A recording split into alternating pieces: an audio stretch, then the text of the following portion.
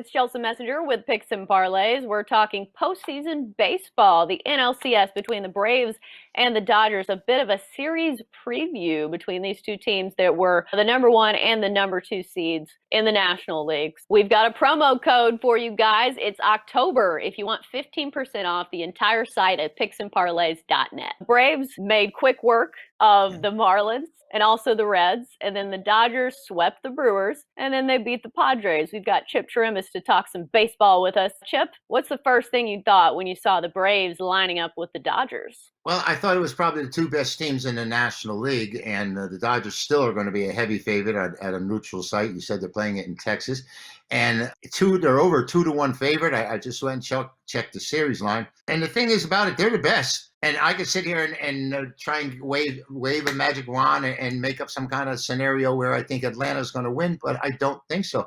And Atlanta has had the best offense in the National League this year, even better than the Dodgers. But LA has got some very deep pitching. Not to slight anybody on this, Ian Anderson for the Atlanta Braves is unhittable. And you watch him throw, and I just marvel. I think he's like 21 years old.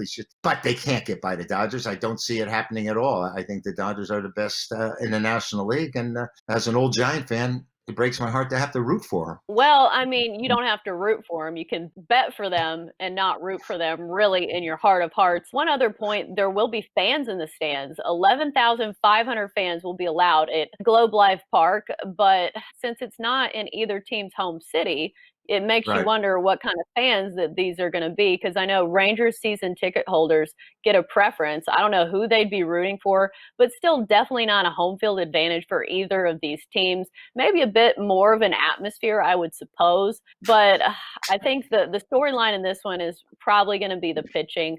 The Braves pitching has been lights out, but they've been facing the Reds and the Marlins lineup, which are not exactly the same thing as facing this Dodgers lineup that has the most home runs in all of baseball entering the postseason. Yeah, you said the Braves lineup is good, but the Dodgers are right there, especially when it comes to guys that have done it in the postseason.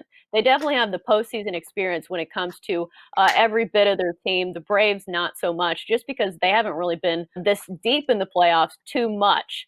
They've been losing a lot of postseason series in the first round. First time in 19 years that they've been this far. I mean, they haven't won since 2001 to even make it to the division championship. Atlanta, it's like you said, the experience is really going to be on the Dodgers side. But I'm wondering about those 14,000 fans, Chelsea. If they don't get the best seat and there's one of those cardboard cutouts in front of them, are they going to yell down in front? I'm just wondering. You know, it's a dilemma with 14,000 people there. I know, but one thing I will bring up with the Dodgers, it looked like they were bulletproof heading into the postseason. But then I think it was game 2 against the Padres where they had Kenley Jansen in. He was about to blow the lead. Then they had Joe Kelly in, and he walked the bases full. They got out unscathed. They won. They did not cover the run line, but their closing situation is definitely something to monitor because they beat the Padres in the final game 12-3. So the closing situation wasn't really nearly as tight, but I'm wondering if it is close, if Kenley Jansen can shut the door, if they even use him in a closing situation, because he definitely doesn't have the stuff that he used to, it seems like. Yeah, but he's the guy they're going to have to use because this Joe Kelly, he's something else, isn't he? He's really something else. He's a character. I'm shaking every time he takes the hill. So I'd rather see Jansen doing it in that role than Kelly.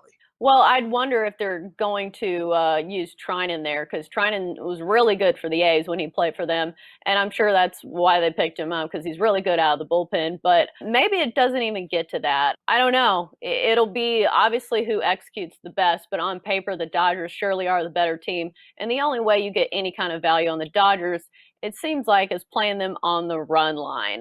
Thoughts on maybe taking that bet in some of these games? Well, I think if you're forced to bet it and you want to play it, it might be the only way to go unless you think the Dodgers are going to sweep the series. Because if you're laying 220 and you lose one game, it's going to take a couple of games to get back. And laying the run line is always an option because if those powerful bats are working, you have to be careful about the opposition. Like I said, this Anderson's been unhittable, and this Brave staff isn't something to just scoff at. I mean, they're there for a reason. Right, for sure. I think they've only allowed 5 runs in 5 games. So they've done really well when it comes to their pitching staff. But like I said, I don't think they've faced a lineup quite like this Dodgers lineup.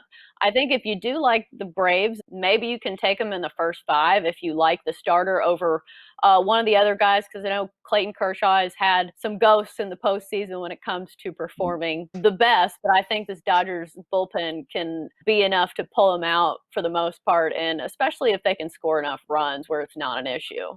They have the bats to do that. They really do. So it's certainly an option, and it's not a bad option at that. Right. All right. Well, that's going to do it for our Braves and Dodgers series talk and preview and ramblings. Chip, thanks for joining us here on Picks and Parlays. Always good stuff. Thanks for coming on.